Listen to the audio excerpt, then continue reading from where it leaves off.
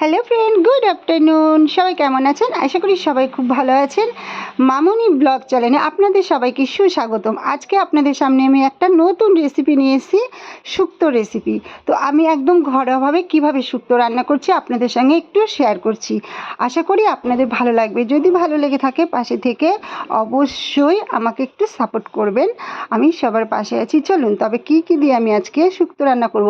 আমি জানি আজকাল সবার প্রতিটা ঘরে ঘরেই শুক্তো হয়, আর এই যে গরম পড়ে গেছে, গরমে কিন্তু শুক্তোটা অনেক খাওয়া উপকারী।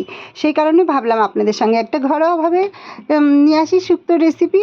তো চলে আসলাম। সবার প্রথমেই দেখুন আপনাদের দেখাচ্ছি যে আমি যত যা আমার লাগবে উপকরণ সব আমি ভেজে নিয়েছি। তার মানে এখানে কী কী নিয়েছি আপনাদেরকে একবার বলছি শুনুন। আমি নিয়েছি প্রথমেই বেগুন, নিয়েছি মিষ্টি আলু, কাঁচকলা, পেঁপে, আলু, বড়ি, দুধ, তারপরে কাজু বাদাম আর রাঁধুনি, আর হলো আদা, বিনস আর সজনে ডাঁটা।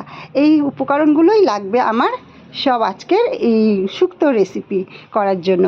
তো দেখুন আমি সব কিন্তু ভেজে সুন্দর করে নিয়েছি, কিন্তু সজনে ডাঁটাটা আর বিনসটা আমি ভাজিনি, কারণ এটা আমার ভাজতে হবে না। তো এটা দেখুন কড়ার মধ্যে আমি দিয়ে দিলাম তেল, তার মধ্যে শুকনো লঙ্কা, তেজপাতা আর দিয়ে দিলাম রাঁধুনি ফোড়ন।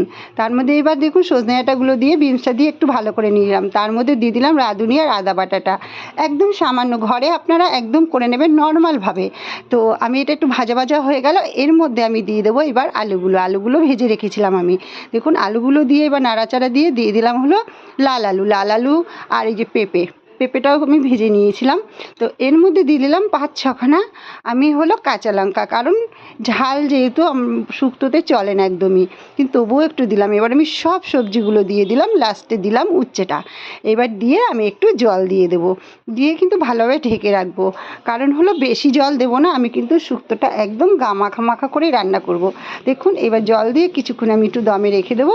দিলে কিন্তু আমার শুকনোটা রেডি হয়নি, আরও কিন্তু অনেক কিছু আছে। দেখুন এবার আমি দিয়ে দিলাম বড়িগুলো, আর বড়িগুলো দিয়ে এবার ঝোলটা যখন ভালো করে ফুটে গেল দিয়ে দিলাম বেগুনগুলো, কারণ বেগুনটা আমি পুরো ভেজে রেখেছিলাম। এবার বেগুনটা যদি আমি লাস্টে না দিই, আগে দিলে কিন্তু বেগুনটা পুরো গলে যাবে, তাই আমি বেগুনটা লাস্টে দিলাম। ঠিক আছে, এবার দিয়ে দিলাম আমি দুধ।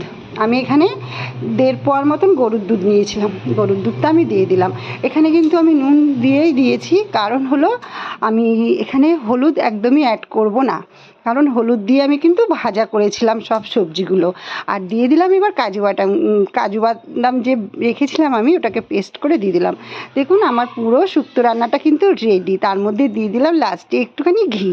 কেমন হলো রেসিপিটা? যদি আপনাদের ভালো লেগে থাকে অবশ্যই কিন্তু আপনারা বাড়িতে ট্রাই করে দেখবেন, আর কমেন্টে জানিয়ে যাবেন কেমন হয়েছে। খেতে কিন্তু দারুণ টেস্টি হয়েছে। একটু চিনিও কিন্তু দিয়েছিলাম, সেটা আমি আপনাদেরকে বলতে ভুলে গেছি, কারণ হলো শুক্তোটা একটু মিষ্টি হয়।